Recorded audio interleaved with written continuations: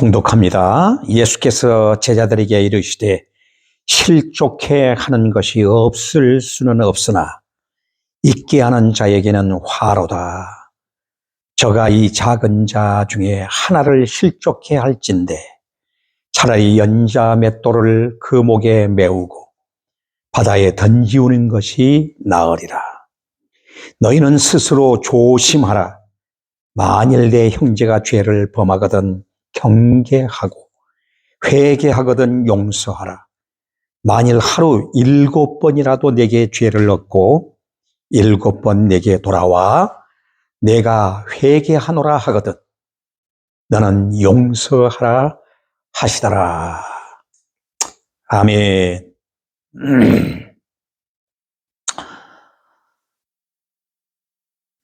저는 오늘 여러분과 함께 누가복음 17장 1절에서 4절의 말씀을 가지고 실족해 하지 말라 하는 말씀으로 함께 은혜를 나누고자 합니다.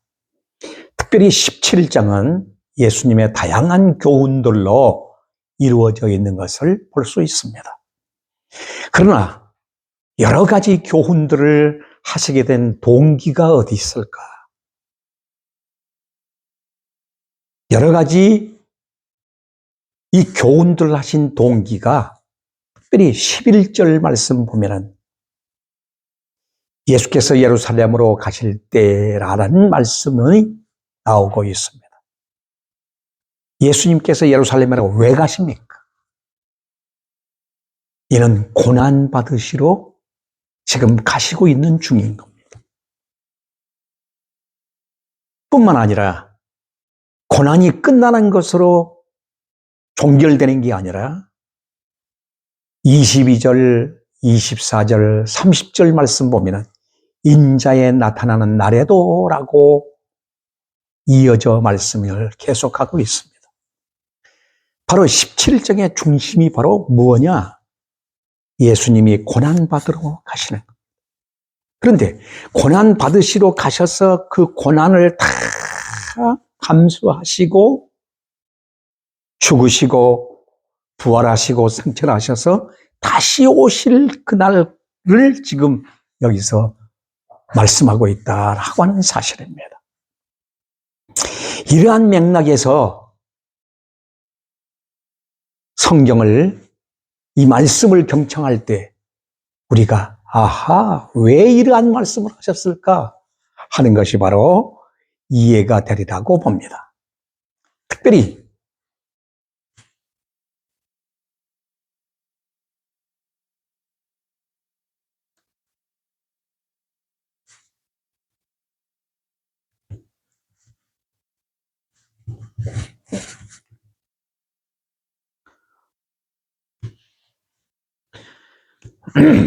특별히 1절 말씀에 보면 예수께서 제자들에게 이르시되로 시작하고 있습니다. 그러니까 이 말씀은 누구에게 주신 것이냐? 제자들에게 라고 말씀합니다. 그러면 제자들에게 말씀하신 것은 곧 예수 그리스도의 제자된 모든 사람들을 다 지칭하고 있다.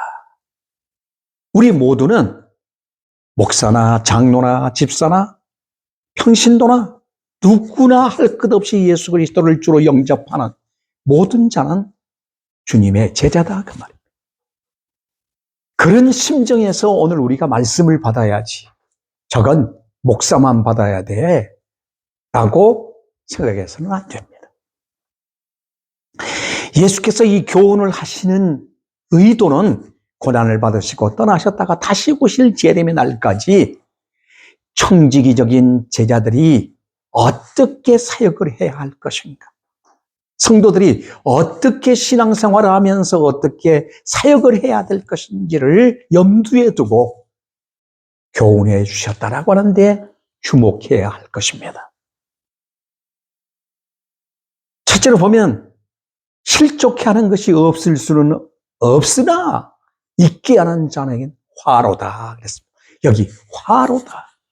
이 실족해 한다라고 하는 말은 새를 잡거나 짐승을 잡기 위해서 올무를 놓고 또한 덫을 놓는 것을 실족이라고 말합니다. 그런데 여기서 말씀하고 있는 것은 무엇을 의미할까요? 실족해 하는 일.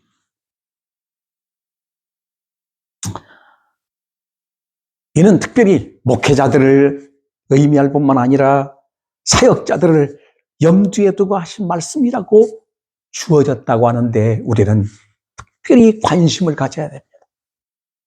첫째로는 진리를 그릇되게 가르치는 일로 인하여 생기는 일을 갖다가 실족해 하는 일. 진리를 그릇되게 가르치는 일. 이것이 얼마나 무서운지를 알아야 합니다.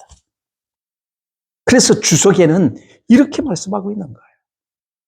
진리를 그릇되게 가르치는 일이 얼마나 무서운 일인지.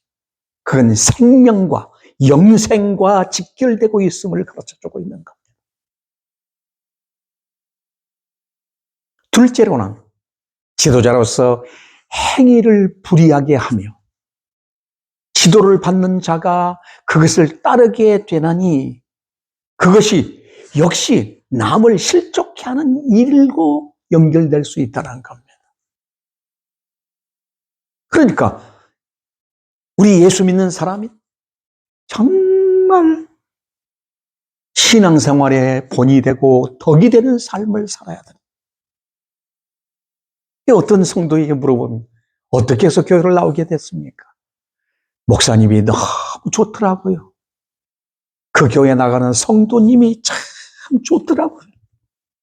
그래서 나도 저분들과 같이 변할 수 있다면 신앙생활 해야지 하고 교회 나왔다고 하는 참 얼마나 아름다운 빛입니까? 그런데 그렇게 왔던 성도가 실제적으로 와서 보니 아니었다는 거예요. 그래서 실족하여 넘어진다면 얼마나 낭패이겠습니까? 그래서 야고보서에서는 많이 선생이 되지 말라. 왜? 그 이후에 책임이 크다는 거예요. 그 이후에 심판이 있다는 거예요. 여러분, 다시 말씀드린다면 세움을 받은 주의 종이나 성도들이 충성되고 지혜 있는 청지기도 섬기지 못하고 도리어 마음에 생각하기를 주인이 더디 오리라 하여 노비를 때리고 먹고 취한다면 어떻겠느냐는 거다. 우리는 지혜 있고 신실한 청지기인가? 충성되고 지혜 있는 청지기인가? 이것을 늘 염두에 두고 살아야 할 것입니다. 하나님의 사역자요, 지도자는 첫째, 진실해야 합니다. 하나님은 어제나 오늘이나 영원토록 동일하신 분이십니다. 예수 그리스도는 어제나 오늘이나 영원토록 동일하신 분이십니다. 우리는 앞에도 뒤에도 옆에도 위에도 아래도 항상 진실, 신실, 이 진실함이 바로 우리의 자본이 되어야 될 것입니다. 둘째는 온유입니다. 모든 것들을 용납하고 이해하고 받아들일 수 있는 온유함이 있어야 하는 것입니다. 이것이 그리스도의 품성인 것입니다. 셋째는 하나님 앞에서 살아야 합니다.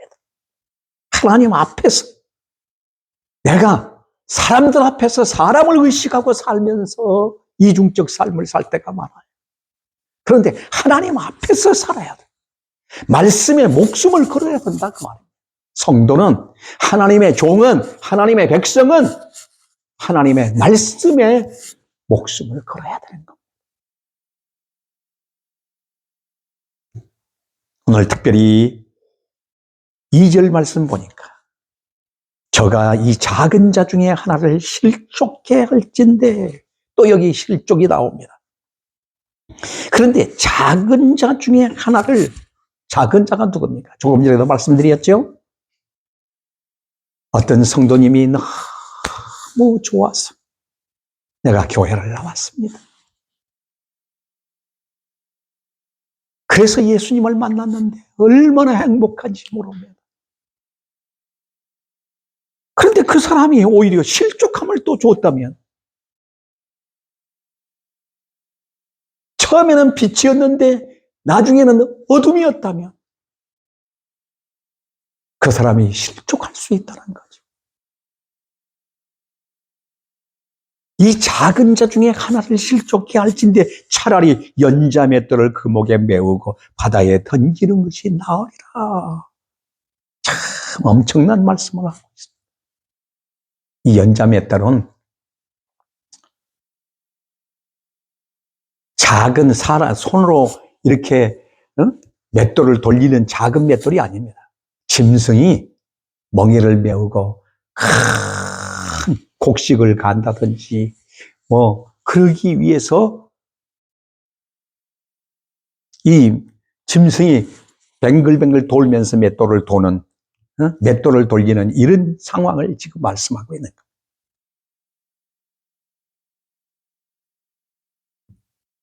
차라리 그 맷돌을, 이 연자 맷돌이라는 것은 그래요. 로마가 당시에 중죄인들에게 목에다가 돌을 달아서 또 맷돌을 달아가지고 깊은 바다에다 던져놓으면 던져놓은 순간부터 그 온몸은 그 무거운 맷돌에 의해서 가라앉아 다시 올라올 수가 없다. 그러니까 극한 심판을 의미하고 있는 거예요.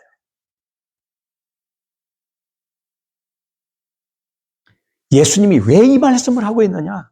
곧 떠나셔야 할 관심은 오직 두고 가시는 어린 양들에게 있었던 것입니다. 예수님의 마음은 어린 양들, 제자들에게 있는 거예요. 실족이라는 뜻은 누가복음 6장 39절에 보면 소경이 소경을 인도할 수 있느냐?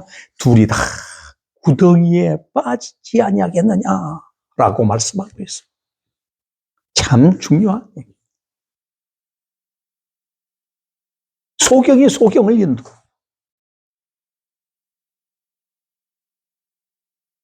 그래서 지도자가 얼마나 중요한지를 우리에게 가르쳐주고 있습니다. 청지기직이 얼마나 고귀한지를 가르쳐주고 있는 겁니다. 이것이 실족시키는 거예요. 복음을 잘못 해석해서 잘못 가르침으로 양무리의 길을 잘못 인도하여 구렁텅이에 빠지게 하는 것. 이것은 바로 영혼을 죽이는 것이다 그 말입니다. 살인이 다른 것이 살인이 아니라 영혼을 죽이는 것이 가장 무서운 살인이다.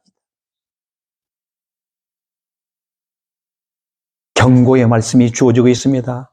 저가 이 작은 자 하나를 실족할진대 차라리 연자 맷돌을 그 목에 메우고 바다에 던지는 것이 나으리라고 말씀하고 있습니다.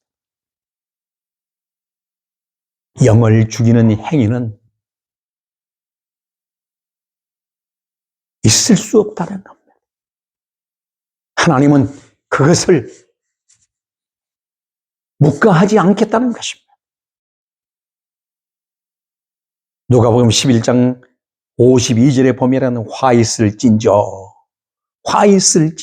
너의 율법사여 너희가 지식의 열쇠를 가지고 너희도 들어가지 않고 또 들어가고자 하는 자도 막았느니라.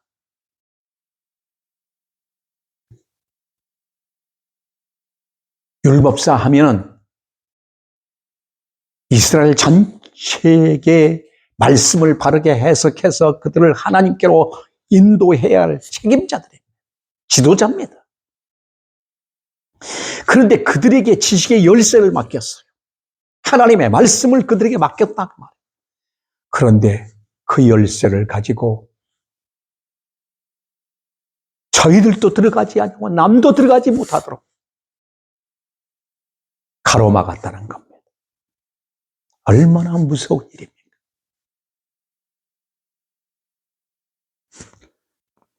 바클레이라고 하는 유명한 주석가가 있습니다. 그분이 한 노인이 임종에 가까운 노인을 지켜보고 있는데 그 노인은 이런 고백을 합니다. 내가 어렸을 때 장난삼아 광장 교차로에 있는 길 안내판, 이정표지요.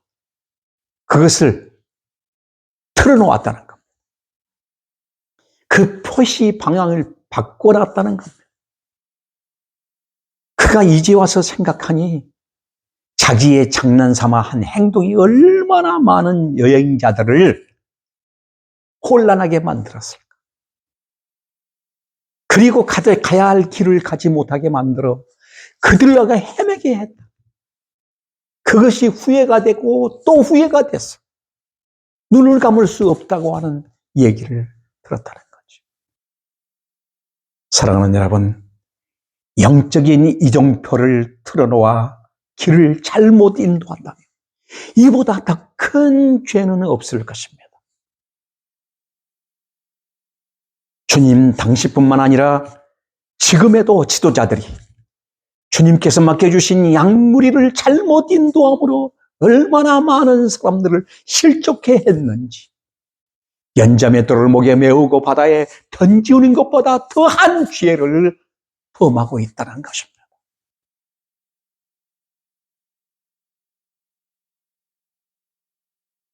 나 또한 목회를 하면서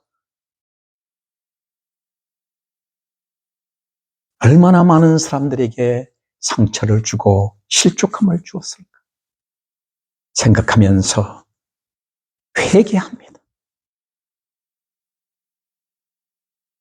구약교회의 지도자들도 에레미야 에가서 2장 14절 말씀 보니 네 선지자들이 내게 대하여 헛되고 어리석은 묵시를 보았으므로 내 죄악을 드러내서 내 사로잡힌 것을 돌이키지 못하였도다라고 말씀하고 있습니다.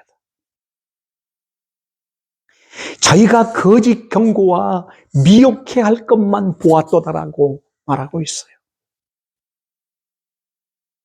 그래서 바벨론에 의하여 예루살렘이 멸망을 당하고 성전이 불타게 되고 모든 하나님의 백성들이 바벨론으로 끌려가고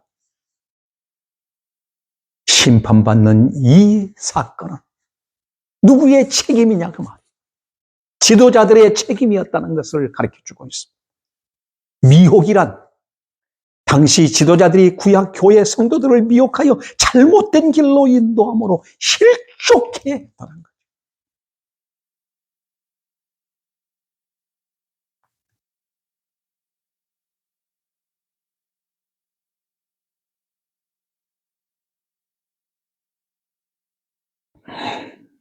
두 번째는 3절로 4절을 보십시다.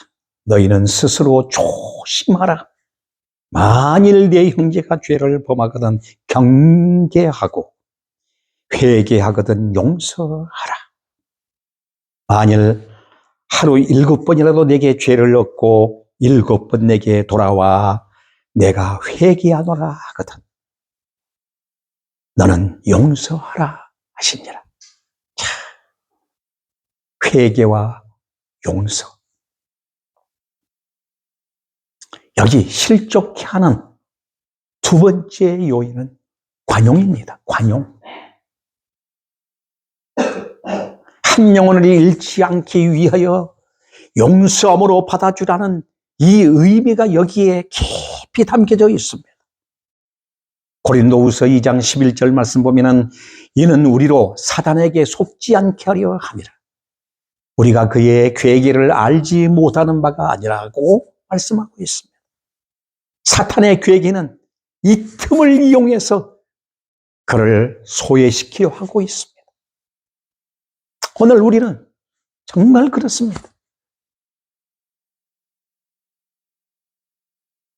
한 사람의 죄를 얻기 위해 우리는 요한복음 10장에 보면은 잃어버린 양의 비유가 나오고 있습니다. 그 양을 찾아 헤매시는 목자의 심정이 얼마나 그 크고 놀라운 것을 가르쳐주고 있습니다. 그건 어디서 나오는 거죠? 관용입니다. 관용은 모든 것들을 받아주고 용납해주고 수용하는 능력을 말하는 거예요.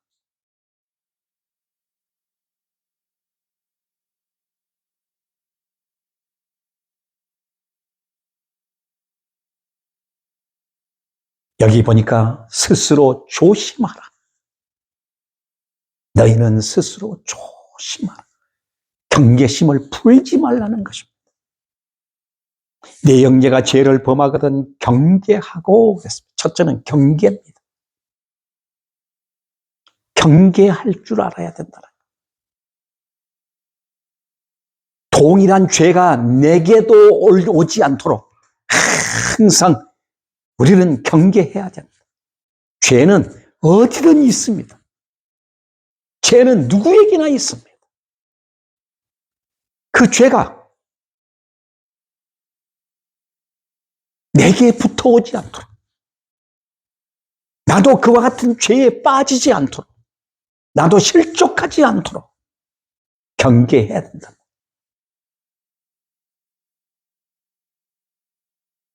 그리고 이 경계를 또 뭘 말합니까?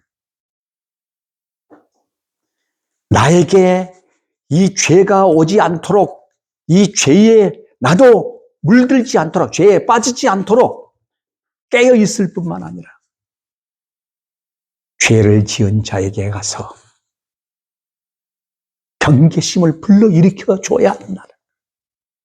창세기 50장 19절로 21절 보면은 요셉이 형들을 용서하되 그냥 용서하지 않습니다.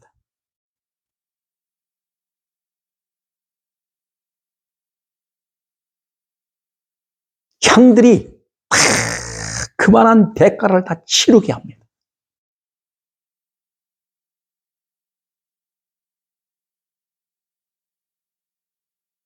아버지를 모시고 와서 고센 땅에서 모두가 평안하게 살 수 있을 때까지 요셉은 저들을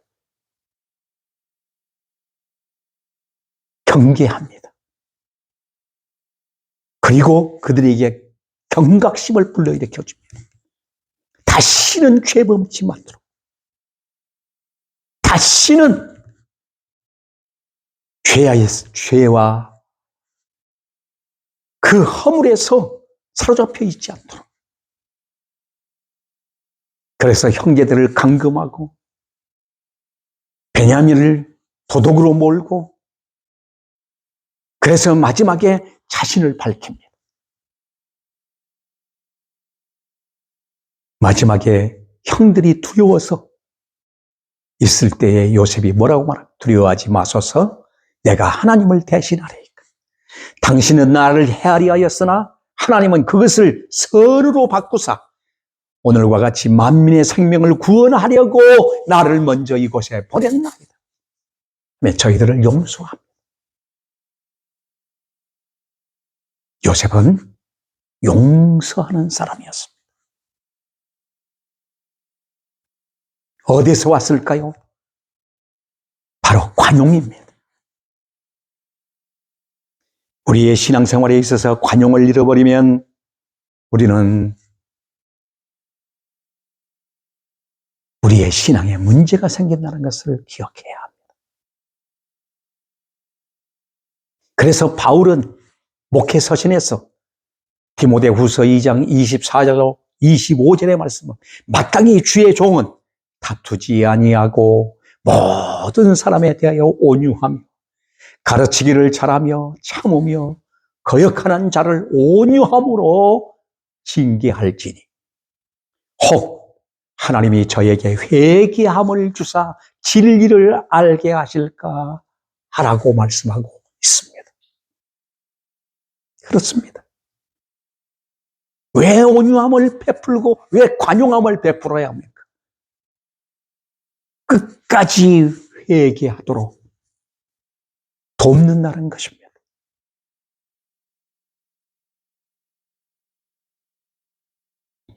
너희는 스스로 조심하라. 만일 형제가 죄를 범하거든 경계하고 회개하거든 용서하라고 말합니다.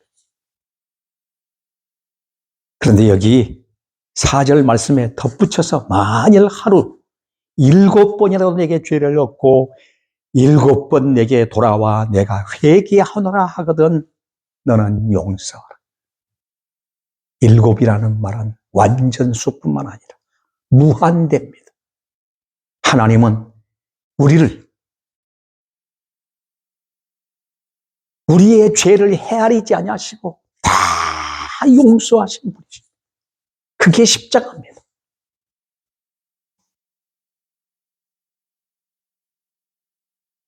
그건 예수님이기 때문에 그랬지요. 하나님이기 때문에 그랬지요. 나는 할 수 없습니다. 할 수 없다는 것은 예수 못 믿는다는 것.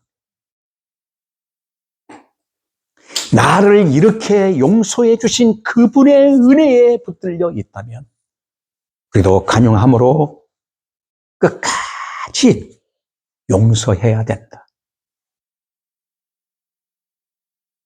오늘 또 우리 신앙생활에 있어서 용서가 얼마나 중요한지 가르쳐주고 있습니다. 회개와 용서는 언제나 같이 따라가고 있다는 것. 하나님은 진심으로 회개하는 영혼을 절대로 멸시지 않으신 분이십니다. 끝까지 회개하는 영혼에게 용서의 은혜를 베푸신 분이 하나님이십니다. 그것이 바로 예수 그리스도의 십자가를 통해서 우리에게 보여주신 하나님의 사랑입니다. 그렇다면 우리도 어떻게 살아야 되겠습니까? 지도자로서, 청지기로서 끝까지 회개와 용서, 이 관용의 그리스도의 품성을 가지고 우리 신앙에 필승하는 성도들이 되어야 될 줄 믿습니다. 기도하겠습니다.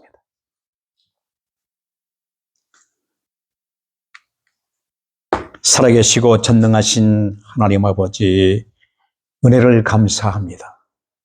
저희들을 이처럼 사랑해 주시고 은혜 위에 은혜를 베풀어 주셔서 지도자로서의 삶의 가치가 얼마나 크고 놀라운가를 가르쳐주고 있습니다. 예수 그리스도 안에 있는 우리 모두는 다 주님의 제자요 지도자입니다. 빛된 성도들로서의 귀한 사역이 무엇입니까? 실족시키지 않기 위하여 매일 말씀 앞에 깨어있는 저희들이 되게 해 주시옵시고, 또 죄를 범하고 오늘 또 죄 문제 때문에 얽히고 설킨 이 모든 실타래 같은 문제를 풀어갈 수 있는 관용이 우리에게 있어야 되겠사오니 주여, 회개와 용서, 관용의 심정으로 우리 모두를 품고 영혼을 얻기 위해 주님 주신 말씀 우리의 가슴에 품고 끝까지 사역에 승리하게 하옵소서. 감사드리며 예수 그리스도 이름으로 기도하옵나이다. 아멘.